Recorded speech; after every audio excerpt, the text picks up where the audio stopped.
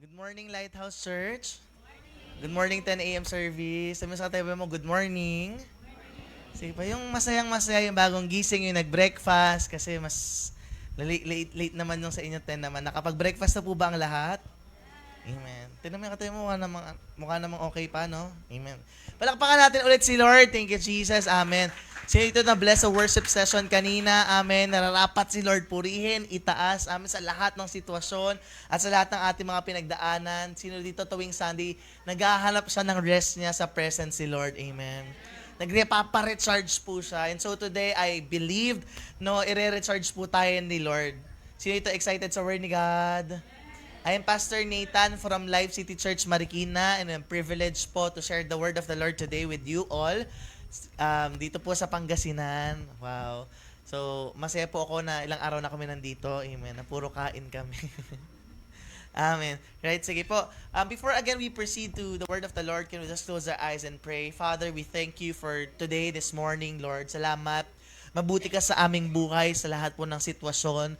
Tunay na nararapat kang itaas, parangalan, sa lahat po ng aming pinagdaraanan, Panginoon. And so I pray, Lord, today, this morning, buksan niyo po ang aming mga puso't isipan upang ma-receive yung dapat naming ma-receive, upang marinig yung dapat naming marinig. Hindi lang yung gusto naming marinig, kung ano yung kailangan naming marinig. Lord, O God, na magpapalakas po sa amin, not just to inform us, but to transform us, God, that our lives will never be the same again. Mas titindi kaming bilang tao, Lord, and magiging fruitful kami after we receive your word today. We thank you, we honor you, we love you in Jesus' mighty name. Amen and amen. Palakpan ulit natin si Lord. Thank you, Jesus. Amen. Sige po, prepare your hearts, your notebooks, your Bible, your pen with me. Amen. So, I believe that life is a journey po, na isang paglalakbay po ang buhay. At sa paglalakbay po natin, habang tayo ay tumatanda, no, nadadagdagan tayo ng lesson. Sino po dito mga estudyante pa? Meron pa bang estudyante? Taas ang kamay po. Sige po, taas ang kamay ng mga estudyante. Mga nagtatrabaho, young adults na po. Mga nagtatrabaho. Okay, young adults. Mga magulang na po. Mga nanay at tatay na po. Taas ang kamay. Yung iba po, ano po kayo? Tao na lang po. Basta tao, umihinga yan. Nag-e-exist. Alright, so, as life unfold po, na habang po nadadagdagan tayo po ng araw sa ating buhay, habang nagbabago yung mga seasons po natin, habang tumatagal, dumadami yung realizations natin. Tama? Nung bata tayo, na-figure out lang natin paano tayo makakatalon, di ba? Lumaki ka, paano ka na makakasulat ng pangalan mo ng onte. Nung nag-high school, naiiba-iba. So, madadagdagan tayo ng learning sa life. And so, like Moses po, the leader of Israel, nagsulat po siya ng perspective po according sa sitwasyon na nararanasan po niya. At yung pag-uusapan natin, it was the first and oldest psalm po, no, na sa Bible na sinulat po ni Moses. Marami po sa pinagdaanan. Sino dito maraming pinagdaanan sa buhay? Taas ang kamay. Talagang kung magkukwentuhan tayo ngayon, kulang nga ang 10 a.m. service, tama ba? Amen. So, sa dami ng pinagdaanan po ninyo. And currently po, nung sinulat po ito ni Moses, may pinagdadaanan po siya dahil sa kasalanan po ng Israel. So, nagsulat po siya ng napakagandang aral sa buhay na maaaring ilan sa atin, hindi pa ito nare-realize. At panalangin ko, yung pag-uusapan natin, makuha natin siya at maintindihan natin kasi malaking pakinabang kapag nagets po natin ito. Right? So, Psalms 90, basahin po natin. A prayer of Moses, the man of God. Lord, you have been our dwelling place through all out generations. Ikaw yung naging tahanan namin sa lahat ng pinagdaanan namin, sa lahat ng henerasyon na dumaan. Before the mountains were born, or you brought forth the whole world from everlasting to everlasting, you are God. So bago pa magkaroon ng bundok, andyan ka na. Bago pa lahat ng bagay, nag-exist ka na. At eternal si Lord. So you turn people back to dust. 'Di ba? Ikaw ang may kapangyarihan para ibalik ang tao sa alabok. Right? 1,000 years in your sight are like a day that has just gone by, or like a watch in the night. So yung 1,000 taon sa iyo, God, 'di ba parang 1,000 taon sa amin ay parang isang araw lang sa iyo na lumipas. So jump tayo, no? Verse 10, our days may come to 70 years or 80 if our strength endures, 'di ba? Kung pagbibigyan tayo ng Panginoon, aabot ng 70, ng 80 kasi parang yan ay average lifespan ng tao, tama ba? Yet the best of them are but trouble and sorrow, for they quickly pass and we fly away. Parang minsan talaga sa buhay, mas na-highlight sa lahat ng nangyaring maganda sa buhay mo, mas highlighted yung pinakamasakit na nangyari sa buhay natin. Kaya ganun din talaga ang life eh. Verse 11, if only we knew the power of your anger, your wrath is as great as the fear that is your due. 12 verse 10. Tapos biglang nagbago ng tune yung sinabi niya, teach us to number our days that we may gain a heart of wisdom. So the first few verses, it talks about the bigness of God. Matindi ang Diyos, powerful ang Diyos, binabalik niya ang tao sa alabok, everlasting to everlasting, from generation to generation, hindi bound si Lord sa time, walang hangganan, hindi limited yung oras niya, hindi lang siya hanggang 70 to 80 years. Pero ang tao, may hangganan. Sinabi niya, ang tao, 70 to 80 years. Tama ba? Permanent si Lord, hindi nagbabago si Lord, makapangyarihan si Lord. Diyos siya, tao tayo. Eternal ka, kami hindi. Yun ang sinasabi ni Moses during that time. At ganoon talaga, no, sa panahon na may sakit tayo, or nasa kawalan tayo, or fragile tayo, in pain tayo, mas maraming realizations. Kaya nga in Ecclesiastes 7:2, it says, better to spend your time at funerals than at parties. After all, everyone dies, so the living should take this to heart. Lahat daw tayo mamamatay. Kaya pag pumunta po kayo sa funeral, ma-realize, ay, ganun-ganun na lang ang buhay, iba talaga, no? Pero pag nagpa-party-party tayo, nagkakain na tayo, wala tayong mga realization sa life, eh. Mas nakikita natin yung kabuluhan or mas marami tayong life lesson sa panahon na kayo po pag nasasaktan po kayo o may problema sa buhay, sa pamilya, sa mag-asawa, minsan napapatulala na lang kayo, tama ba? Parang mali ata yung desisyon ko, di ba? Parang sarili-realize ka, parang mali ata na nagpakasal ako, parang may life lesson kayo. Hindi, joke lang. So, may mga ganyang lesson po tayo, no? So, si Moses po, sa panahon na broken po siya, dahil sa sitwasyon po ng Israel, naitala niyang isa sa magandang aral sa buhay na sinasabi niya, okay, may hangganan ang buhay ng tao at forever ang Diyos. So, kung hindi tayo forever dito sa mundo, kung onti lang, kung yung pagsasama, yung culmination ng years, ng months, ng hours, ng days po natin, onti lang yan, ay dapat pala i-maximize natin yan. Sinasabi, Lord, tulungan mo kami na bilangin ang oras namin dito sa mundo para maging marunong kami. Ibig sabihin, ang pinapoint ni Moses, ang tao naman ganun eh. Hanggat feeling niya may oras pa siya o next week na lang, 'di ba? O kaya babawi na lang next week, absent ako next week na lang. At tsaka na. Akala natin marami tayong tsaka na. Pero pag na-realize mo na hanggang bukas na lang yung buhay mo, for sure gagawin mo na lahat-lahat, 'di ba? Kukontakin mo na lahat, magsasabi ka na ng I love you sa lahat ng tao kasi ganoon naman ang tao. Kapag na-realize natin, ilang araw na lang tayo, 'di ba? Pag alam nating may taning na yung buhay natin, doon lang tayo mag-aayos ng life eh. And so that's a prayer of Moses. Lord, turuan mo kami na bilangin na lang yung araw namin dito sa mundong ito para maging marunong kami. Di get the point? Kasi feeling natin ang dami pang panahon, pero sa totoo lang, onti lang ang panahon. Limitado lang. So kung onti lang daw ang panahon, kung pinagpala daw 80 years, kung daw ay healthy living tayo, binanggit niya kanina, dapat isa puso natin kung papaano natin i-maximize yung buhay natin as long na nabubuhay po tayo dito sa mundo. So let's talk about today, papaano natin yan masasagot. Let's talk about wasted life no more. Eksakto po, kakasahod lang kahapon. Diba? Merry Christmas po sa inyong lahat. Namamasko na po ako, September na po ngayon, diba? Merry Christmas po. So, sahod po kahapon. Sa tingin nyo hanggang kailan naabot yung sahod nyo kahapon?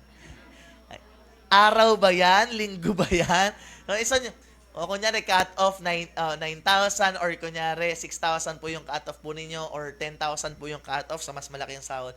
Alam mo, sa dayo mo, iniisip mo pa lang saan mo nagagastusin, parang wala nang matitira sa'yo, tama ba? Pag alam mong limited lang yung pera mo, talagang ipaprioritize mo kung ano dapat bayaran, tama? So, itatarya-tarya mo na yan.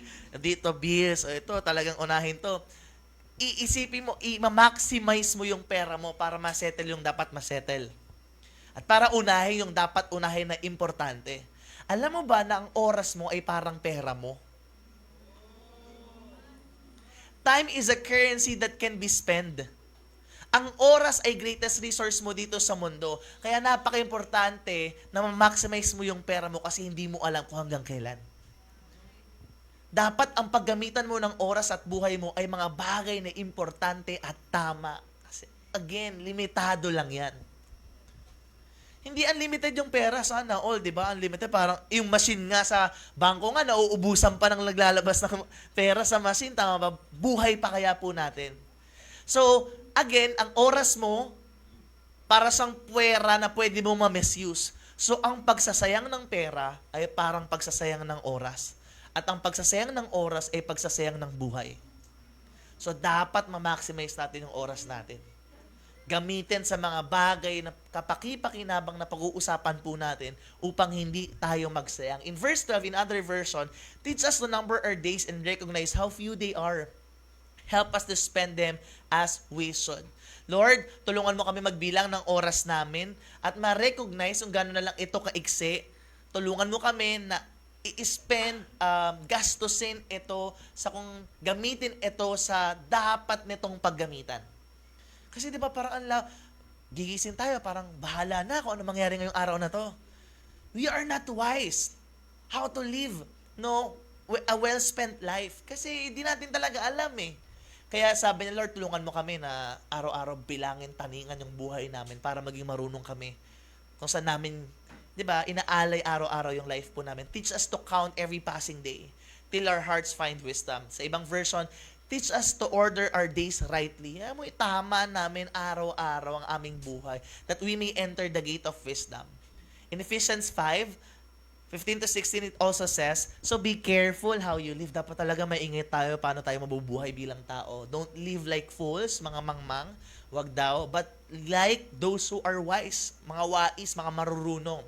Make the most of every opportunity in these evil days. So hanggat nabubuhay ka, dapat daw may ingat ka paano ka mabuhay. So in chapter 5 na pag-uusapan din po natin, ini-exhort po ni Apostle Paul kung paano tayo mabubuhay po dito sa mundo po na ito. So, 3 bagay lang po, paano natin i-maximize ang ating buhay. No? So, shucks Lord, limitado lang yung life ko. Hindi ko alam kung hanggang kailan, di ba? Wala naman tayong assurance kung may bukas pa eh. So, kung last day na natin to, anong gagawin natin? At doon ang point niya, dapat iniisip mo, araw-araw last day mo na. Ganun talaga eh. Kasi tsaka ka lang naman mag-aayos kapag may taning na life eh. At yun ang sinasabi niya, dapat araw-araw ang point mo, ang point of view mo, number your days, nagbibilang ka na, parang last day ko na, as if ito na yung huling araw mo. So that you will become wise. Dapat na isa puso. Right? So 3 bagay. Number 1, how to maximize. Number 1, live lovingly. Ephesians 5:2. Live a life filled with love. Following the example of Christ, He loved us and offered Himself as a sacrifice for us, a pleasing aroma to God. Alam niyo po, maraming mga matitinding bagay na pwede kayong magawa sa mundo, pero wala lang mas titindi pa sa pag-ibig. Wala lang mas matitindi pa ang mabuhay ka ng umiibig. Sino dito talaga mapagmahal? Amen. Wala lang mas matindi pa ang mabuhay ka ng puno ng pagmamahal. Diba? Sarap kaya, di ba? May nagmamahal sa'yo. Ang sarap din naman ng nagmamahal ka. Nang totoo, tama ba? Kasi di ba, dahil ginagawa mo all, di ba, in the name of love.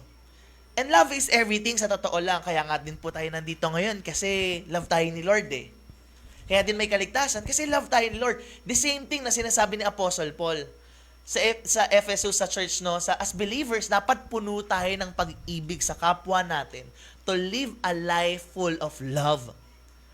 Kasi maraming tao, puno sila ng talents, puno sila ng diskarte, puno sila ng skills, gagaling kumanta, o gagaling magluto, ang gagaling maglaba, puno yung bulsa nila ng pera. Sana all, tama ba? Parang, kayo ba puno ba ng pera yung bulsa po ninyo? Papel, mga resibo. Masarami resibo. Yung wallet ang nagpakapal resibo, tama ba? So, yan, puno sila ng mga magagandang bagay sa buhay, pero hindi sila mapagmahal. Ay, ang lungkot. Kasi dami silang kayang gawin, pero hindi sila mapagmahal. So, dapat sa buhay, habang nabubuhay ka, hindi ka lang magaling magluto, hindi ka lang magaling maglaba, hindi ka lang magaling magtrabaho, hindi ka lang magaling magnegosyo. Sana magaling ka din magmahal. Ang iksi ng buhay, para hindi magmahal. Sabi mo sa katay mo, magmahal ka na. Ikaw na. Right? Iibig na yan. Yes. Right? So, yan ang sinasabi ni Apostle Paul. Sabi ni Apostle Paul, kahit ang dami, tingnan natin sa, let's look on the verse, 1 Corinthians 13:1. Kahit makapagsalita ako sa mga lengguwahe ng mga tao o ng mga angels, kung hindi naman ako mapagmahal, para lang ako maingay na gong o simbal. Kahit meron akong gift na mag-preach, kahit ang galing yung magsalita ng mensahe ni Lord, at kaya kong intindihan ng lahat ng mga secrets, alam ko lahat ng bagay, kahit meron akong faith, nagpe-pray ka naman, nagcha-church ka naman, naniniwala ka naman na may kayang gawin si Lord sa buhay mo, sa pamilya mo, sa trabaho mo, sa career mo, kaya may faith ka na magpapalipat si Lord ng mundo, pero kung wala ka namang pagmamahal, wala kang kwenta. Kahit ibigay ko lahat ng meron ako, kunyari mapagsakripisyo kang nanay, na tatay talaga, ipasunog ko pa ang katawan ko, kung hindi naman ako nagmamahal, wala akong mapapala doon. Maraming tao na madiskarte, maraming tao na magaling, pero kung walang pag-ibig, parang ingay lang yung buhay mo. Kung hindi ka nagmamahal ng kapwa, 'di ba? Hindi ka nabubuhay ng may kabuluhan. So at ang pagmamahal, hindi sa paramihan ng I love you. Ang dali-dali naman kasi mag-text ng I love you, mag-chat ng I love you, magsulat ng I love you, pero hindi nakikita sa effort sapagkat ang tunay na nagmamahal nakikita sa gawa. Nagre-reflect sa buhay ng tao pag nagmamahal sa maliit o sa malaking kaparaanan. Right? In first, paano define ang pag-ibig? Tingnan mo kung ikaw ito ang nagmamahal. Yan. Tingnan mo kung ito ang nagde-describe sa buhay mo para masabi mong nagmamahal ka. Ang nagmamahal ay matyaga. Matyaga ka ba? O talagang irritable ka? Matyaga ka ba? O parang ayaw mong pumila sa pilahan ng tricycle? O, di ba, ang tagal ba matyaga ka ba sa mga bagay na hinihintay mo sa buhay? Ang nagmamahal ay matyaga at mabait, hindi seloso. Hindi maangas o mayabang ang nagmamahal, hindi bastos ang nagmamahal, hindi makasarili, hindi madaling mairita. May ibang tao, tinawag pa lang pangalan, ako na naman! Diba? Parang, kakatawag ko lang sa'yo. Uy, kalabit pa lang, siniko muna, tama ba? May mga ganon eh. Sabi niya, pag nagmamahal ka, hindi ka nagbibilang ng mali ng iba. Hindi ka nanunumbat. Hindi yung pagkakamali niya noong 1986 na mabanggit mo hanggang ngayon. Nang pagkakamali niya noong June 10, 2010, alam mo pa. Pag nagmamahal ka, hindi ka masaya pag may gumagawa ng masama. Masaya ka pag pinapairal ng totoo. Ang nagmamahal ay hindi sumusuko. Lagi siyang nagtitiwala, lagi may pag-asa, lagi nagsasaga kahit anong mangyari. Yan ang nagmamahal. Ang tanong, yan ka ba? Kung madali kang mairita, kung hindi ka matsaga, kung madalas ka manumbat ng kapwa, madalas ka mangusga, kung rude ka sa pananalita at sa mga desisyon mo sa buhay, kung makasarili ka, makagalitin ka, kung nanunumbat ka ng mali, madali kang sumuko, hindi talaga tayo totoong nagmamahal. Nagsasayang tayo ng buhay. Kung kabaligtaran yan ang lifestyle natin, naku, hindi talaga pala tayo nagmamahal. Humihinga lang tayo pero hindi nagmamahal. Baka may asawa lang tayo pero hindi talaga totoo tayo nagmamahal. Amen? Baka nabubuhay lang pero hindi makabuluhan ng buhay. Kung hindi ka nagpapatawad, hindi ka nagmamahal kasi part ng nagmamahal ang nagpapatawad. Amen? So uulitin ko, kung mahilig ka manumbat, hindi ka nagmamahal. Kasi pag nagmamahal, kinakalimutan yung nakaraan eh. Nagre-restart sila. Kung mayabang ka, masakit ka magsalita sa kapwa, yung mga salita na sinasabi mo, talagang bobo ka talaga. Pabigat ka sa pamilyang to, ay, hindi ka nagmamahal. Amen? Panalangin ko po na makilala tayo hindi sa pagiging bitter, hindi sa pagiging seloso, hindi sa pagiging matabilang dila, hindi sa pagiging magagalitin, kundi makilala tayo kasi mapagmahal tayo. Panalangin ko yung mga natitirang araw natin dito sa buhay, grabe. Nagmamarka yung buhay mo sa asawa mo, o kaya ikaw bilang anak, sa kapatid, sa kapwa po ninyo, even sa mga kapitbahay ninyo. Kahit anong gawin nila, grabe, kilala ka bilang mapagmahal na kapitbahay. Diba? Yung nagbibigay ka ng pansit, wow. Kahit sinisiraan ka ng kapitbahay, di ba, nagbibigay ka pa din. Pag may birthday, pag may event sa inyo, huwag mo nalalagyan ng lason, tama ba? Parang yung pampatulog eh. So, mapagmahal. Amen? Hindi ka mapanakit ng kapwa, nagmamarka ka sa mga tao. In fact, ang pagmamahal po ay hindi sa suggestion, uy, baka naman pwede magmahal kayo. Uy, baka naman kung may time kayo at convenient sa inyo, kung okay lang magmahal kayo. In fact, this is a commandment of God. John 16:34 to 35. A new command I give you, love one another. As I have loved you, so you must love one another. By this, everyone will know that you are my disciples, if you love one another. So, hindi sa suggestion, command sa sinasabi ni Lord, kung okay lang naman. Pero sinasabi niya, gawin nyo ito. Magmahal kayo. Marka ito na kayo ay nagmamahal sa akin pag nagmamahal kayo ng kapwa po ninyo. So, galingan mong magmahal bilang tatay, galingan mong magmahal bilang nanay, galingan mong magmahal bilang magulang sa iyong mga anak. Sa mga anak, galingan nyo magmahal sa inyong mga magulang, mahalin nyo sila, at saan may pagpapala. Bilang sa mga kaibigan, may mga friends po kayo, galingan nyo magmahal sa mga kaibigan po ninyo, sa lahat ng mga tao na nasa paligid po ninyo. Ang pinaka-asset mo ay ang puso mo. Amen?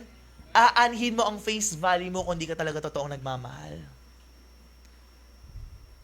Pwede mong sabihin, di naman magkakaiba naman tayo ng karanasan sa buhay. Di mo naman pinagdaanan ko. Dami kong experience, sasaktan ako. Grabe, parang na-trauma na ako or parang napagod na ako magmahal ng tao. Ang nagmamahal, hindi napapagod at hindi sumusuko. Patuloy lang silang nagmamahal. Amen? Amen? Isa pa po sa gusto kong i-emphasize dito sa love po, no? I want you to be present with love. Maraming tao nabubuhay sa past nila, sa mga naranasan nila sa nakaraan, kaya parang hindi sila nag-e-exist, walking dead sila. No? Nasa past, andun sila sa trauma, sa hurt, sa naranasan nila sa mga nakaraan, hindi sila makamove on. Yung iba naman, hindi sila makapagmahal sa present kasi worried sila sa future nila. So I want you to be present today para ma-maximize mo yung buhay mo. Andito ka sa ngayon, wag ka mabuhay na nasa nakaraan ka. Wag ka din mabuhay na worried ka doon sa kinabukasan mo. Be present today. Sabi mo sa katay mo, be present today. Diba? Ngayon, bilang nanay, bilang tatay, ngayon magmahal ka ng todo, magmahal ka ng mabuti. Huwag ka mangamba sa kinabukasan, huwag ka din naman magpahatak sa nakaraan. Be present today. Amen? So, I just pray na makilala ka bilang mapagmahal na tao. Makilala ka bilang mapagpatawad na tao. Amen? Love conquers everything. Number 2, live righteously. Righteousness can be defined as morally accepted behavior. Pero biblically po, yung righteousness po ay bagay, to be righteous is to be right with God. So yung righteousness, ito yung bagay na pamumuhay na approve sa Panginoon. Okay? Kasi marami naman tayong kunyari sa social media, pag sumayaw ka ng, 'di ba, ng maybe this time, talaga maybe. Sa pag sumayaw ka niyan, parang approve ka sa mundo. Pag ginagawa mo yung ginagawa nila, parang approve ka sa mundo. Pero ang goal natin ay hindi ma-approve sa mundo, sa kumpanya, kung sinong tao, kundi ma-approve yung gawain natin sa Lord. So habang humihinga ka, dapat approve ang buhay mo kay Lord. Kasi gano'n naman tayo, uy, okay ba yung buhay ko? Uy, okay ba yung lifestyle ko? Ginagawa niyo yan. Sige, gagawin ko din yan. Ito standard nyo. Sige, standard ko din yan. Para just to be accepted. But I want you to know na andito ka hindi para i-please ang mundo, kundi para i-please ang Panginoon. Uulitin ko, ang goal mo sa buhay ay maging approved ang pamumuhay mo sa mata ng Diyos, hindi sa mata ng mundo. Right? Ephesians 5:8-12, balik ako dun sa chapter. For you were once darkness, but you are now light in the world. Live as children of light, for the fruit of light, ang bunga ng kaliwanagan, consists in all goodness, righteousness, and truth. And find out what pleases God, that what pleases people. Have nothing to do with the fruitless deeds of darkness, but rather expose them. It is shameful even to mention what is obedient to do in secret. So believers po ang kausap po ni Apostle Paul dito. Sabi niya, dahil nasa liwanag ka na, nasa loob ka ng Lighthouse Church, tama ba? So, ang bunga daw ng taong may kaliwanagan sa buhay, meron mabuti ang kanyang buhay, tuwid ang kanyang buhay, at totoo ang kanyang buhay. So kapag may liwanag, kapag may Jesus ka na, sino dito may Jesus sa life niya?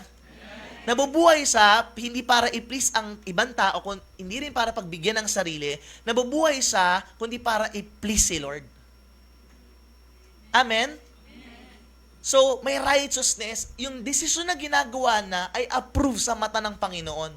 Romans 13:11-14. Another reason for right living, para mabuhay ng tama, ito, kailangan ayusin mo na yung buhay mo bilang tatay. Diba? Ang dami kasing tumanda pero walang pinagkatandaan. Nadadagdagan yung edad pero hindi bumubuti bilang tao. Kung kailan tumanda at saka naganda Naganda gulo-gulo ang buhay. Kung kailan tumanda, parang paatras daw ang utak. Tama ba? Another reason, time is running out.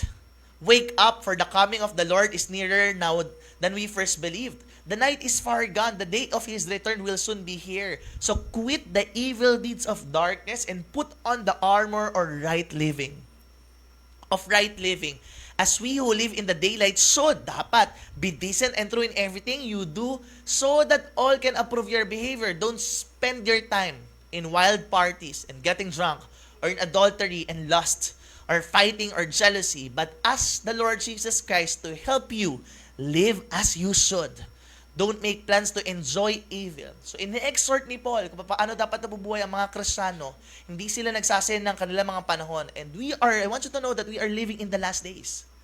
Napaka-crucial lang tayo. Malapit na bumalik si Lord. At sinasabi niya, sa mga natitirang araw, sa buhay natin, at sa malapit na pagbabalik ni Jesus Christ, gumising tayo at mabuhay tayo ng tama. Sinasabi niya, wakasan natin ang kasamaan. Quit, tapusin natin, ayawan natin yung mga masasamang gawain. 'Di ba? At suotin natin ang pamumuhay ng tama. Dami kasi kung ano-anong sinusuot sa buhay nila. Dapat sinusuot natin ang buhay na matuwid. So be decent and true daw sa lahat ng ginagawa.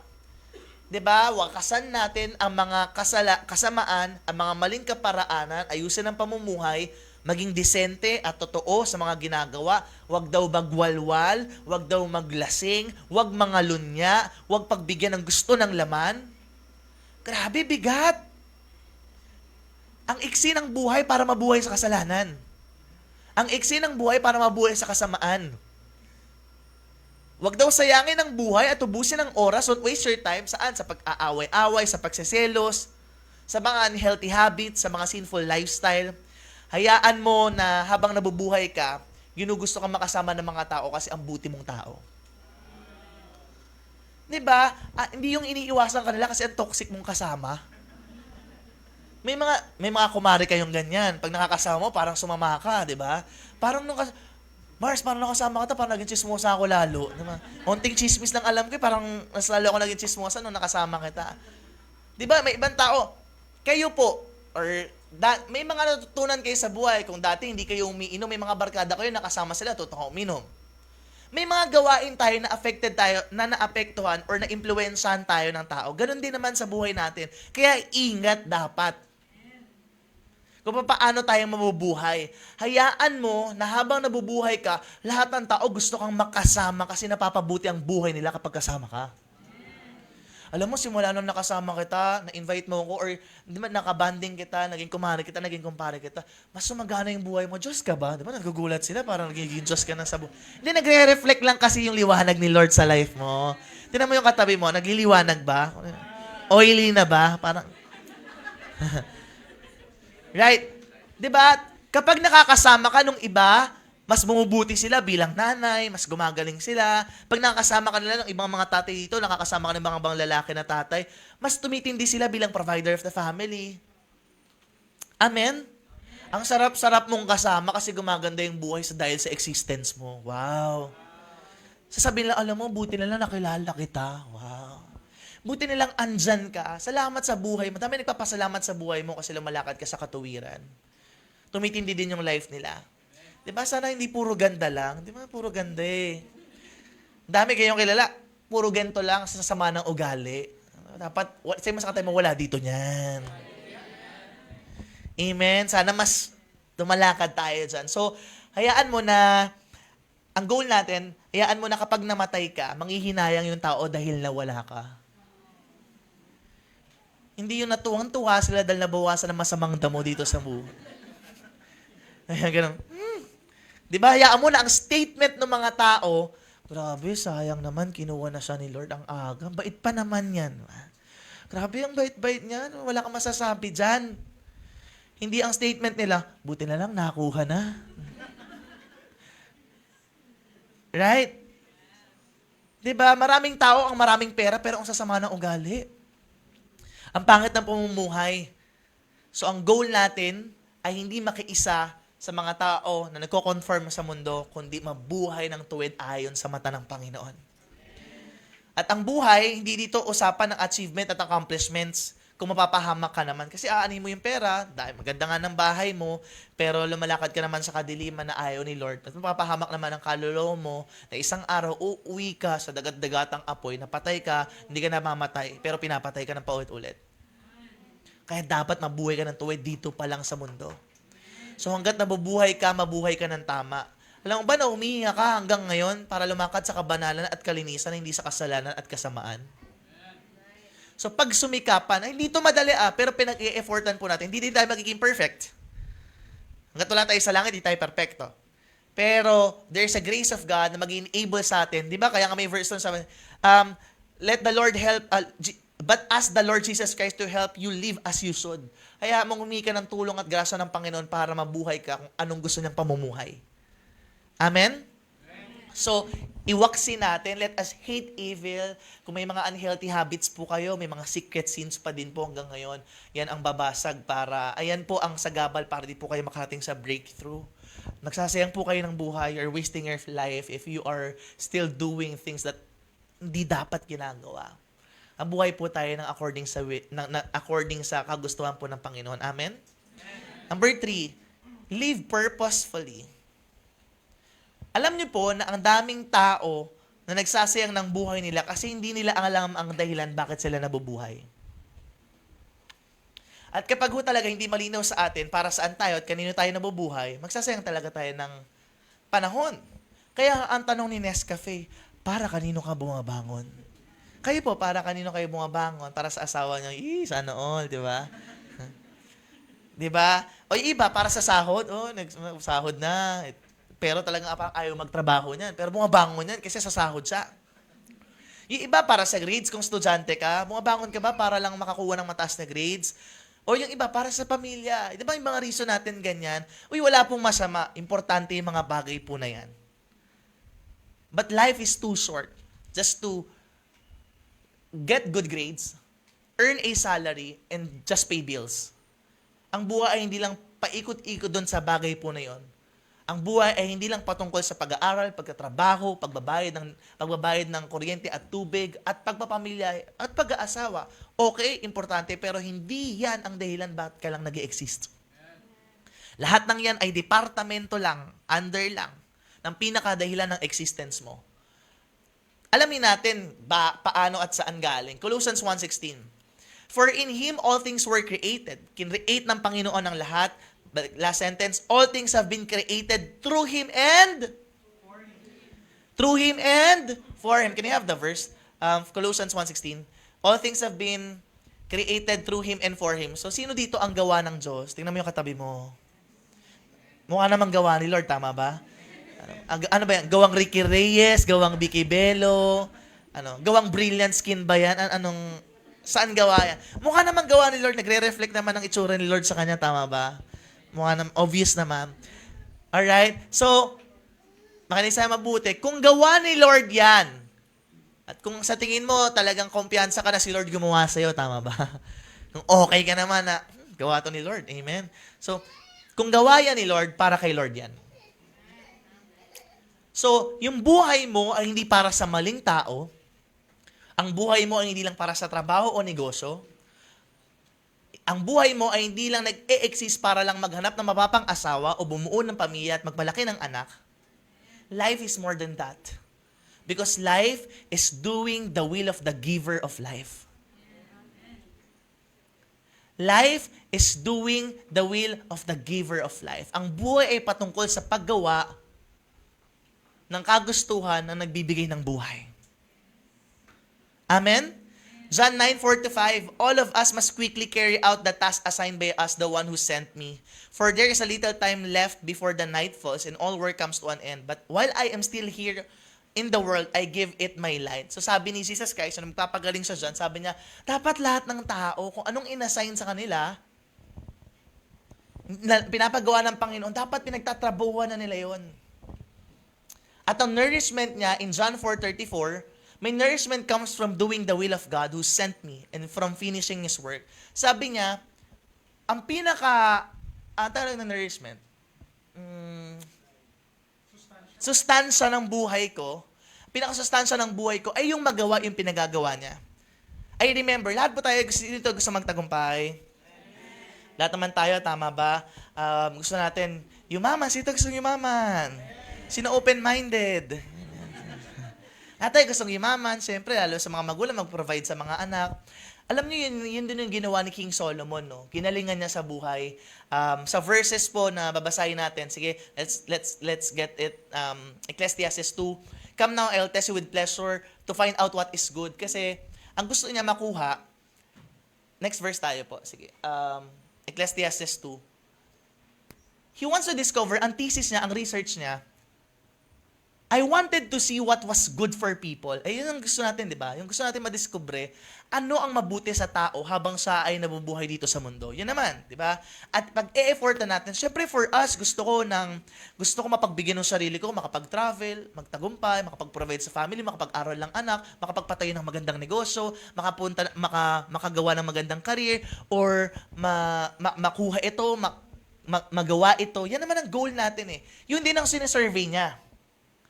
Yun din at alam mo ba, hindi lang ngayon sinurvey. Tinry niya lahat para maging masaya at maging matagumpay. And so, Solomon became wealthiest, most powerful during his time, yaman-yaman niya. So, ginawa niyang lahat sa verse 1, I will test you with pleasure to find out what is good. Kasi nga, habang daw yun, on few days ng buhay ng isang tao, sige, tingnan natin, gawin natin ang best natin. Sabi niya, meaningless. Okay, next siya. Magpatawa tayo, tumawa tayo ng tumawa. Akala niya, pag tumatawa siya, pag ngumingiti siya, may makabula ng buhay niya. Pero sabi niya, I also found it meaningless. So ano pang gusto niyang gawin? I tried sharing myself with wine. Nagpakalasing din po siya. Gumawa siya ng mga kalokohan. Embracing, niyakap na ang kalokohan. Nagbisyo siya. At ginawa niya mga kasamaan. Yet, hindi pa rin masaya. Kasi gusto ko talagang madiskubre ano talagang mabuti sa tao habang siya ay nandito sa mundo. So ano pang ginawa niya para magtagumpay? 4, I undertook great projects. I built houses for myself and planted vineyards. Dami nang ginawa. May gardens, may parks, lahat ng puno na nagbubunga. Ay, tinayo din po niya. What else? Verse 7, I bought male and female slaves. Diba? Grabe, hirap niya. Bumibili ng katulong. And had other slaves who were born in my house. Meron pa sa mga alipin na, sa tiyan pa lang nung nanay, alipin na. Ganun siya kayaman kasi siguro sa dami ng alipin niya, nakakabuo na ng mga pamilya doon. Dami. Diba doon nabubuo ng family? I also owned more herds and flocks than anyone in Jerusalem before me. Ang yaman. Yung mga previous na hari ay mas mayaman siya, mas marami siyang ari-arian. I am a silver and gold for myself, para sa sarili niya, nangolekta siya ng silver at saka ng ginto. And the treasure of kings and province, ang collection niya ay hindi lang piso-piso. Ang collection niya, ginto at pilak ng mga hari sa iba't ibang bansa at probinsya. Yaman to. Sana all. Ano pa? I acquired male and female singers and harem as well, the delights of a man's heart. Bumibili ng singer, ay gusto ko ng pampatulog, Moira, kantahan mo nga ako. Sino pa ba yung mga sa panahon niyo? Sa panahon mo pa, sino mga singer? At Justin Bieber na naabutan nyo. Basta mga gusto nyong mga kanta, di ba? Papaantok ninyo, lahat ng mga gusto nyong kanta. Eto TJ Montero din ang bata. Sabi ko kanin, yung iba walang pang premium ng Spotify at saka YouTube, tama ba? Walang pambili. May ads yung nagde-devotion ka, nag-worship ka, tapos biglang may ads. Nagpapatugtog ka sa YouTube, tapos biglang may ads. Pero ito bumibili, singer. Ganun kakayaman. Pag gusto niya rapper, magpaparap siya, di ba? Gusto niya choir, magpapa-choir siya. Pag bored na bored siya, bumibili ng singer ito. And harem as well, the delights of a man's heart. Ang dami din po niya naging asawa. Pero na-found out niya, alam mo, kahit 3 asawa, 10, 100 asawa mo, life is meaningless. Higit siya, verse 9, I became greater by far than anyone in Jerusalem before me, and all this way wisdom stayed with me. 10, I denied myself nothing my eyes desired, and refused my heart no pleasure. My heart took delight in all my labor, and this was the reward of all my toil. Wala siyang ginusto na hindi niya nakuha. Lahat ng pinagtrabahuhan niyang ma-achieve, nakuha niya. Gusto ko ng iPhone, kuha ko yan. Gusto ko ng gantong bagong brand new car, ay kuha ko yan. Gusto ko ng gantong bahay, ay papatayo ko yan. Lahat daw. Wala siyang hindi nakita or ginusto na hindi niya na accomplished. Hindi. Sana all talaga. Yun naman ang gusto natin eh. Tama po ba? Kaya po tayo nagtsatsaga, nagtatrabaho. Halos hindi na matulog, kakakain, makapag-provide sa family. Pero verse 11, yet, when I surveyed all that my hands had done, lahat na natapos ng aking mga kamay, what I had toiled to achieve, lahat ng pinagtrabahuhan ko, everything was meaningless. At chasing after the wind, nothing was gained under the sun. Try nyo pong, sige po, catch po kayo ng hangin. May nakuha ho kayo. Bugahan nyo na lang po yung katabi ninyo. Hindi, wag naman po. Masama po yan. Wala ho kayo. Alam nyo po, sabi niya, alam nyo kahit makuha nyo ang lahat ng bagay nito, kung wala yung conclusion niya, life is meaningless. Tayo, di ba, nagtsatsaga para makapagpatay ng bahay, makapag-provide sa family, magandang career, kahit pa paano, kahit hindi man second floor ang bahay, di ba, at least may bahay. Goals natin to eh. Alam mo, in conclusion niya, Ecclesiastes 12:13, after 12 chapters ng book niya, here is my final conclusion. After kung magpakasasa sa mundo, magkaroon ng ginto at pilak, mga singer, mga katulong, lahat ng tagumpay ko na yun. Ito ang conclusion ko. Wala yung kwentang bagay. Ito ang pinaka-importante sa buhay ng tao. Fear God and obey His commandments. Ito coming from someone na pinakamagaling, pinakamayaman, pinakamatalino. Pero malinaw sa kanya, ang pinakamahalaga sa buhay niya habang nabubuhay siya ay magkaroon ng takot sa Diyos at sumunod sa Diyos. Ito ang entire duty ng tao. Hindi magpataas ng grades, hindi lang magpataas ng sahod, hindi lang magpaganda ng negosyo, kundi magkaroon ng takot sa Diyos. At sumunod sa pinagagawa ng Diyos. Amen?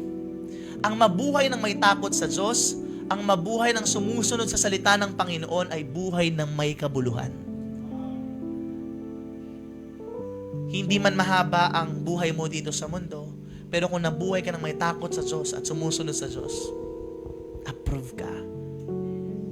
Our purpose in life is not just about grades, not just about money, not just about position. Our purpose is to fear God, to love God, and to obey Him. Amen?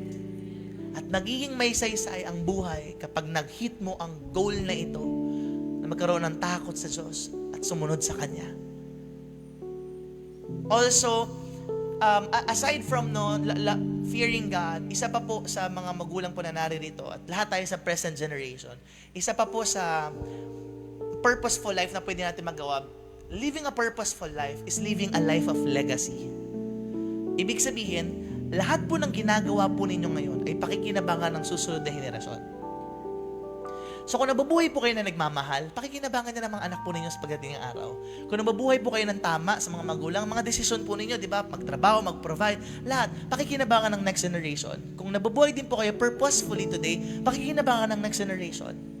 And so like with David, sa story po niya, bago po niya ipasa ang paghahari, ang leadership kay Solomon, tingnan po natin, sabi niya 1 Chronicles 29. So, the story is, pinapatayo ni Lord si David ng temple. So, ng building. Pero, hindi siya magtatayo. Ang fulfillment kanino? Kay Solomon. Okay? So, the King David turned the entire assembly. My son Solomon, whom God has chosen to be the next king of Israel, is still young and inexperienced. The work ahead of him is enormous. Tatlong bagay. Tatlong bagay ang ginawa ni King David sa buhay ni Solomon at sa susunod na henerasyon. One, naniwala siya sa next generation.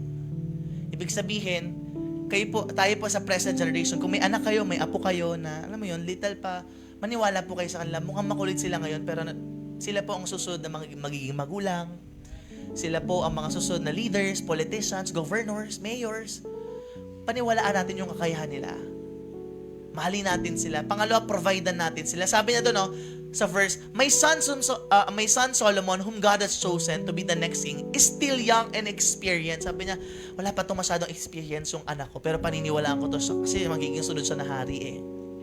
Kasi alam mo, makinig po sa'yo mabuti, pag tinawag ni Lord yung mga next generation, anak nyo, apo nyo, nasusunod na maging mayor, tinawag ni Lord na maging mayor, or diba, politician, or doctor, dadalhin sila ni Lord doon basta may mga taong maniniwala sa kanila at susuporta sa kanila. What else? Ano bang ginawa ni David kay Solomon? Nag-provide si David kay Solomon. Mayaman pwede naman pabayaan eh. Di ba, bilang mga magulang, pwede naman natin pabayaan, kaya nyo na yan, malaki na kayo. Ha? Pero si David po, nag-provide po siya. Next verse. Using every resource at my command, I have gathered as much as I could for building it. So nagbuhos po siya ginto, pilak, lahat kagamitin, pangbiga, di ba? Lahat siya ibinigay po niya. After niyang magbigay, verse po tayo, talon tayo next verses. Next. Sige po, next verse. After niyang ibigay lahat, contributions, millions yung binigay niya, etong tanong niya, now then, who will follow my example? Who will give himself and all that he has to the Lord? Sabi niya, after ka mag-provide, inumpisahan ko na guys. Sino ngayon dito ang willing magbigay din ang sarili nila at lahat ng meron sila para sa Panginoon? That's a question. Alam niyo, after itanong yon ni David, look at the next verse. Then the clan leaders, the heads of the tribes, the army officers, and the administrative officers of the king pledged huge sums of gold, silver, and foreign currency. May mga taong nagtaya din ng buhay nila at nang meron sila para sa next generation. Next na ginawa ni David kay Solomon, he prayed for the next generation. Alam niyo po na wala na kayong pinaka-security para sa mga anak at sa mga future generations po ninyo. Or sa mga wala pang asawa, sa mga mag-aasawa, mga future na susunod sa inyo. Kung may mga kamag-anak kayo na mas bata sa inyo, kundi prayer. Kasi ang prayer, hindi lang ikaw yung nagtatrabaho, yung makapangyarihang kamay ni Lord yung nagtatrabaho. So kapag pinalangin mo yung susunod na henerasyon, kahit wala ka na, sinesecure pa din sila ng Panginoon. Sa panalangin mo, binabantayan sila ni Lord, niyayakap sila ni Lord, kahit wala ka na, nagbubunga pa din yung panalangin mo. So nanalangin si David kay Lord, verse 18. O Lord, God of our fathers, Abraham, Isaac, and Israel, make your people always want to obey. Yun ang prayer niya. Pinag-pray niya yung next generation. Lord, hayaan mo yung susunod na generasyon, yung mga anak ko, yung mga apo ko. Lagi nila ikaw masunod. And see to it that their love for you never changes. Hayaan mo yung anak ko, yung apo ko, hindi magbago yung love nila sa'yo. Give my son Solomon a good heart toward God, so that he will want to obey you in the smallest detail and will look forward eagerly to finishing the building of your temple, for which I have made all these preparations. Lord, panalangin ko, hindi ko man lagi nababantayan sila. Hindi ko man sila lagi kasama, pero hayaan mo yung puso nila sa'yo lagi. Meron silang heart na sumunod sa'yo. Hindi mo ba gusto yun na kahit wala ka na, lumalakad pa din sa kabutihan ng mga anak at apo mo? Diba? Dahil may ginawa ka. And so what happened? Dahil naniwala si David kay Solomon. Dahil nag-provide siya para kay Solomon. Dahil pinanalangin niya si Solomon. What happened? Verse 23. So God appointed Solomon to take the throne of his father David. So siya na ang naging hari. And he prospered greatly. And all Israel obeyed him. The national leaders, the army officers, and his brothers all pledged their allegiance to King Solomon. Grabe, nirespeto na si Solomon. And the Lord gave him great popularity with all people of Israel, and he amassed even greater wealth, mas mayaman pa kaysa sa tatay niya. Bakit? May ginawa si King David. May David na nag-maximize ng buhay niya. May David na nagmahal ng totoo, na lumakad ng matawid at ginawa yung purpose na matakot sa Diyos at sumunod sa Diyos. Sinunod niya si Lord. Pwede siyang magmagaling na, ako na lang Lord, magtatapos ng building. Pero iniyaan niya si Solomon na gawin yun. Amen? I tell you, lahat ng ginagawa niyo po ngayon na desisyon sa buhay po ninyo, maapektuhan po yung next generation. Panalangin ko, makapag-raise up tayo ng generation na hindi deprived sa pag-ibig. Kaya maraming broken child Kaya yung mga bata, naghahanap-hanap sila kung ano-anong relationship kasi hindi sila nakaranas sa totoong pag-ibig sa mga magulang nila. Hindi nila makuha yung totoong pagmamahal sa bahay. Hahanapin nila sa ibang tao, sa maling tao. So panalangin ko, lahat tayo mag-i-exist, magmamahal ng totoo. Kasi sa bahay pa lang, nagmumura, nagsusumbatan, nag-aaway-away. I pray, we will live lovingly. Amen? Pangalawa, anong standard na ng living? Ngayon po, minsan naiinis kayo sa mga kabataan, bakit sila pasaway? Huwag ho kayong magtaka kung sino nagpapalaki sa kanila. Yun po ang magiging standard nila. And so as our challenge for us, mag-set ng standard kung ano ang tamang pamumuhay. And that is to live righteously. Kasi yun ang magiging standard ng next generation. Kung paano ka namumuhay, di ba mga bata, kung ano daw nakikita sa mga magulang nila, ginagaya lang nila. As you live righteously, susundan nila yung yapak po ninyo.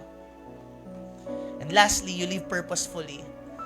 Pag sumunod po kayo sa Panginoon, gagawin din po ng next generation. Amen?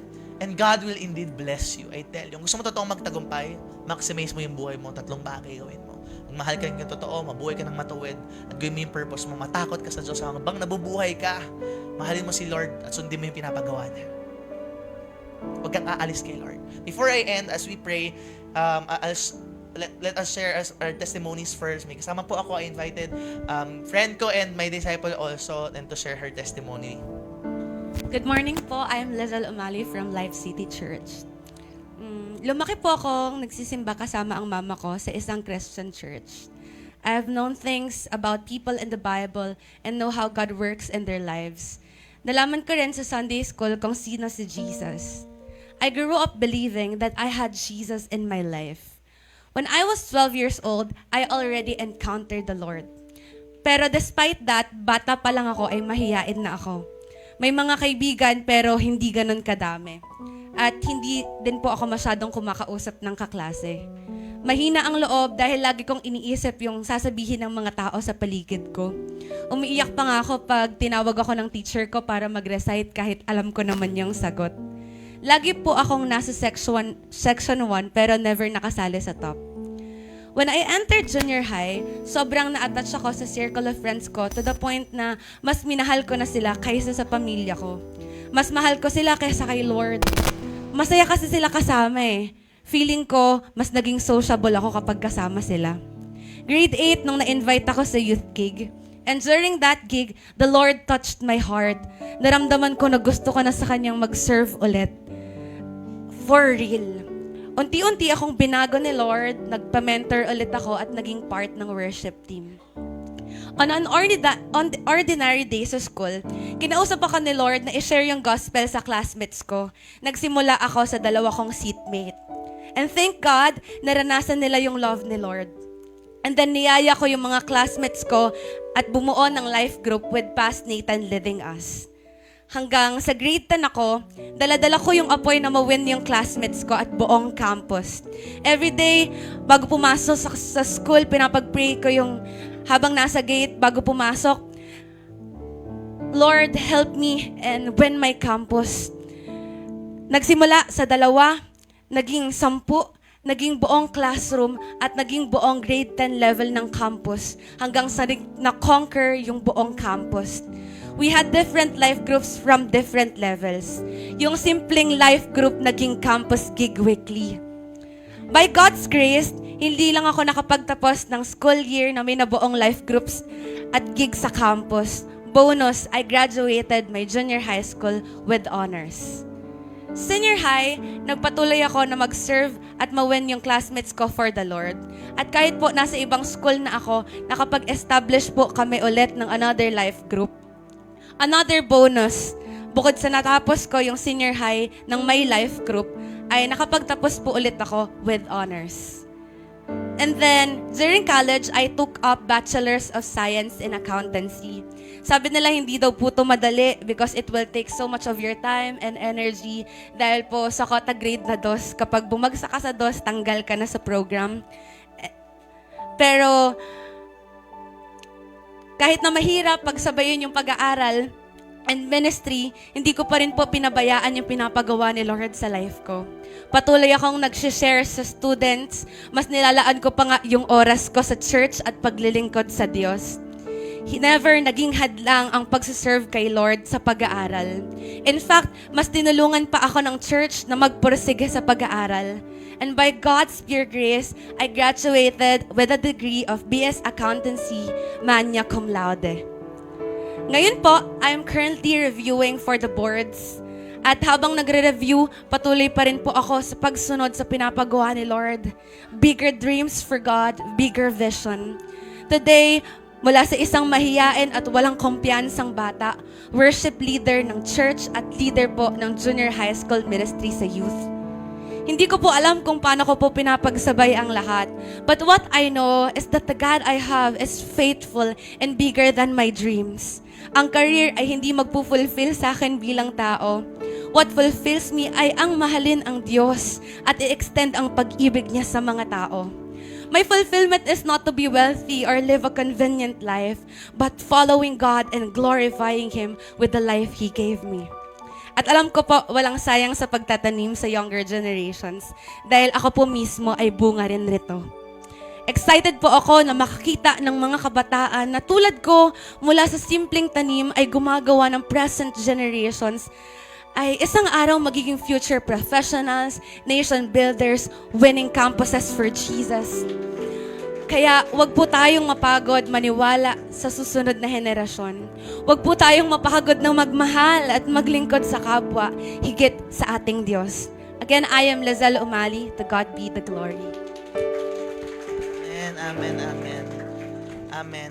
So, again, hindi po sayang ang bawat iyak po ninyo at efforts po ninyo as long po na merong tayo na nagmamahal at ginagawa ang dahilan ba't sila nabubuhay, nagmamaximize ng life, may makikinabang na next generation. And same thing, lumaki po ako na Christian church, parehas pong pastor at pastora po ang magulang ko. But hindi ako seryoso agad. Elementary, sobrang pasaway ko, kaaway ko yung mga teachers, lalas-las ako ng grade 6. So, paka-emotional kong tao, nagtatampo ako, naglalayas ako elementary pa lang, kung saan nila ako hahanapin.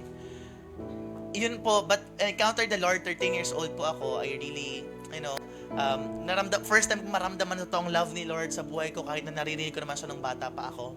Pero ayun, from then on, I started the ministry, naging part din also ng worship team, nag-life groups also, and then I took up mass communication po hanggang sa naka-graduate po ako. But before I graduate, nag-start po ako ng life groups, which is yung sa kanila. So, grade 9 student pa lang sila that time. High school. Kaya, ayan, so habang ako ay nag-aaral din, nag-reach out din ako ng campus, no? Kasi graduating pa rin po ako niyan. So, yun yung buhay ko noon. So, before pumasok ng klase, magpapasok muna, pupunta muna ako everyday, almost everyday, kasi panghapon ako eh. So, morning, almost everyday, may campuses po ako na hina-handle. And hundreds of different campuses in Marikina na students ang meron po tayo, no? And by God's grace, it grew, no? Lumaki po, at hanggang sa dumami po sila, hanggang sa nakapag-graduate nga po ako, but I had a call from the Lord to go full-time po at nagpastor po tayo. 2019 when I was installed po as a youth pastor. 2019 also ay nakapag-graduate din po tayo ng nakapagtapos pero yung pinaka-graduation 2022 ata yun ng Bible School. I also took up yung Bachelor's of Theology, natapos natin yan. But with that, aside sa spiritual journey ko po, after po niya, biniyaan po tayo ni Lord ng corporate job. Naging college instructor po ako for 1 year sa Asian College. After pandemic, natapos, nagsara yung school, no, pandemic, so binigyan pa rin po ako ng way ni Lord para makapag-earn ng pera. Siyempre, adulting, hindi pwedeng wala tayong pera. So, pinasok ko po ang online streaming, nakapag-online streaming po ako, which, thank God, yung sinasahod ko po bilang online streamer, mas malaki pa po kaysa nung nagtuturo ako sa eskwelahan. So, grabe po yung provision ng Panginoon. After that, nakapag-ipon ng onte, nag-start ng negosyo. Start po ako ng bottled iced coffee, ng coffee po, no? Bottled cold brews po. Ayan. Online, pandemic kasi yan 2021. Pandemic, so deliveries lang. Up until I took the risk na mag-start po ng take-out store, nakapesto ako sa sister ko. And then, ayun, hanggang sa nag-boom po siya by God's grace. At habang po ako ay nagpapastor sa ating church, habang po ay nag-reach out ng mga students from campuses to campuses, habang po tayo ay ginagawa yung will ni Lord, habang po ako ay nagmamahal, lumalakad sa kagustuhan po ng Panginoon, and ginagawa ang dahilan ba't ako nabubuhay, magkaroon ng takot sa Diyos, at mag-disciple po ng tao. So from that one store kanina na meron po tayo, at present po, no, meron tayong more than 10 na coffee shops po under me sa negosyo po na meron ako ngayon. And by God, this is just pure God's grace. And ngayon pong taon, may nakalina pa kami 3 na magbubukas. So medyo, yun, pinagkakabalahan ko ngayon, aside po sa ganito na nagmi-mission po tayo, this is grace of God. But more than these businesses, I believe that my life is called to do the will of the Lord. At katulad ko po, ay bunga din ako ng tanim ng aking mga magulang. Kahit na nagpasawa ako ng bata ko, nagbunga din po yung tanim nila. So kung ano man po yung narating ko at sino po ako ngayon, malaking factor yung past generation sa life ko. Kasi na-maximize din nila yung buhay nila. And that was also my prayer when my mom died last year. August 2023. She was 53 years old. Sabi ko, Lord, panalangin ko na nakikipag-bargain pa ako kay Lord. Sige Lord, pwede ba extend? Pero kung tapos na po ang mission niya dito sa buhay, sa mundo, at na-maximize na yung buhay niya, okay na po, pwede na po siyang umuwi. At yun din po yung prayer ko whole day kay Mama. Ako kasi yung nakabantay doon, nakawag kong kamay niya. Sabi ko, Ma, kasi whole day pa siyang lumalaban, nire-revive siya. 5 times po siyang nire-revive. Whole day yun ha. So nag-start ng 8, sobrang 7 a.m. pinatawag kami lahat. Tapos akala namin wala na kasi hindi na siya. So biglang mabubuhay, nagmag-normalize lahat. Hanggang buong araw. But sadly, 11:53 po ng gabi, yun na po, umuwi na po siya kay Lord totally. Sabi ko, Lord, hindi yun madaling tanggapin of course, pero sabi ko mukhang tapos naman ang mission niya sa life. And thank you ako kay Lord kasi merong nag-exist na nanay ko na ginawa at minaximize yung life niya. Kasi without her, of course, I'm not here today. Preaching the word of the Lord and doing the things that God wants me to do. Diba? Influencing also other young people and doing more and more things for God. And so like them, kayo po, sa mga magulang po na naririto, maximize niyo po yung life po ninyo kasi marami pong kabataan ang umaasa sa buhay po ninyo. I pray na simula ngayong araw na to, magmahal tayo ng tama, mamuhay tayo ng tama, at mamuhay tayo ng may saysay, by having fear in God and obeying Him. Amen? Tatay po tayo lahat. Alam niyo po bakit kayo buhay hanggang ngayon? Mahal na mahal kayo ni Lord. Humihinga po kayo ngayon kasi ini-extend ni Lord yung pagkakataon para mas itama natin yung ating pamumuhay. Pwedeng marami na kayong napagdaanan, pwedeng ilang beses na kayo nag-fail sa life. Parang nagsasawa na nga kayo minsan sa mga ginagawa ninyo or parang pagod na kayo sa buhay. I pray that you see God and the beautiful gift of life na pinapahiram niya po sa inyo as an opportunity to maximize it. I pray na hindi sana masayang yung pinahiram na buhay kasi hindi po lahat dinadagdagan ng buhay ni Lord. May mga iba na pong nawala na tao, nawala na po sila ng buhay. But ikaw, you're blessed today because you are here. And God is telling you na, buhay ka ngayon kasi may plano pa ako sa buhay. At gusto ko huwag kang magsayang. Kung ilang years pa kitang i-extend, magmahal ka ng totoo, mamuhay ka ng tama.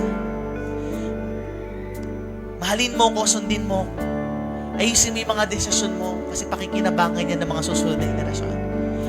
Close your eyes. Lord, mga tao po na ito na nakapikit, mahal mo sila. Andito sila sa lugar na ito kasi mahal mo sila. Dinadagdagan mo yung araw nila, ini-extend mo kasi mahal mo sila. May plano ka pa sa buhay nila. But I pray today, yung napakagandang regalo mo na buhay, hindi namin sayangin. I pray, Lord, maging makabuluhan ang aming buhay habang kami ay nandito sa mundo. Nawa magmarka kami bilang mga taong nagmamahal. Nawa magmarka kami bilang mga taong lumalakad sa katuwiran at kabanalan. Nawa magmarka kami bilang taong may takot sa'yo at sumusunod sa'yo. Lord, I pray that you teach us to number our days so that we will gain a heart of wisdom. Close your eyes. Pikit ka. Kung naniniwala ka na mahal ka ng Diyos, may plano siya sa'yo, at nagdedesisyon ka na, Lord, simula ngayon, aayusin ko ang buhay ko.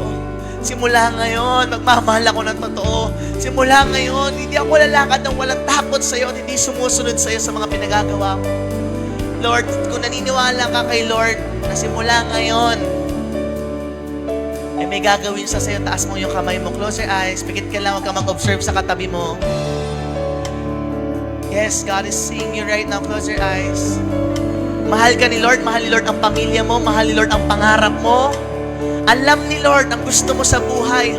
Alam ni Lord kung gaano ka nag-e-effort mag-provide sa family mo. Alam ni Lord kung napapagod ka na. But right now, your focus is your life and God. Na ang buhay, grabe, hindi masasayang. Mabubuhay ng may saysay. God, our prayer, kung hanggang saan mo man i-excel ang buhay po namin, na ibigay po namin ang araw-araw namin sa'yo. Piliin ka namin lagi sa buhay po namin. At kung may 1,000 man kaming buhay, Lord, sa'yo pa din namin ito iaalay. Sapagkat when we give our lives to you, everything will just be added unto us. At mga bagay na mga tamang desisyon namin ngayon ay pakikinabangan ng susunod na henerasyon. Tapos po natin ang ating mga kamay, gawin natin panalangin ang awitin po na ito. Kung mayroon lamang akong 1,000 buhay, Masabihin mo sa ating Diyos, hindi ipagkakait. Lord, hindi ko ipagdadamot yung bawat araw ko sa'yo. Ibibigay ko lahat sa'yo. Gayon pa man sa'kin, nag-iisang taglay, ilalaan bawat saglit upang ibigin ka nang walang humpay. Minsan pa kung mayroon, Panginoon, Kung mayroon lamang yes, God, come on, surrender your life to God. Decide today. Decide today. Decide today to love God. Sa'yo ibibigay, To give everything to God. Gayon pa man sa'king nag-iisang taglay, ilalaan Bawat araw, saglit bawat segundo, upang ibigin iaalay ka sa'yo, Panginoon. nang walang humpay. Come on, sing. Gaya ng dagat na hindi napapagat sa pag-alon, puso ko ay sa'yo'y magmamahal sa habang panahon. Natatanging kayamanan ko'y ikaw ay sambahin. Yes, God. Wagas na pagsintay, iyong tingin. Minsan pa, gaya ng dagat, gaya ng dagat na. Hindi napapagal. Anong marinig ni Lord ang laman ng puso mo? Puso ko Yung ay desire mo na ialay lahat sa Kanya. mahal sa habang panahon. Natatanging kayamanan ko'y ikaw ay sambahin. Oh God. Wagas na pagsintay, iyong tingin. Kalakip ng awit. Pikit po tayo, taas natin ang ating mga kamay. Lord, nawa hindi lang kami basta nag-aaral, desperado na makakuha ng mataas na grades or makakuha ng magandang trabaho. Nawa hindi lang kami magka-desire na magka-negosyo, dumami ang pera, magpamilya. More than that, hayaan po ninyo na masunod ka po namin sa buhay namin. Magmahal kami ng totoo. Kung may mga tinatago pa kaming kasalanan, sinusurrender na namin sa'yo. Lahat ng mga sagabal para hindi kami makasunod sa'yo, mga sagabal para hindi kami makalakad sa kabanalan mo. Oh, we allow you to remove it, God. At ngayon po, kung hesitant pa kami na sumunod sa'yo, I allow courage to fill our hearts right now. I speak obedience to every hearts.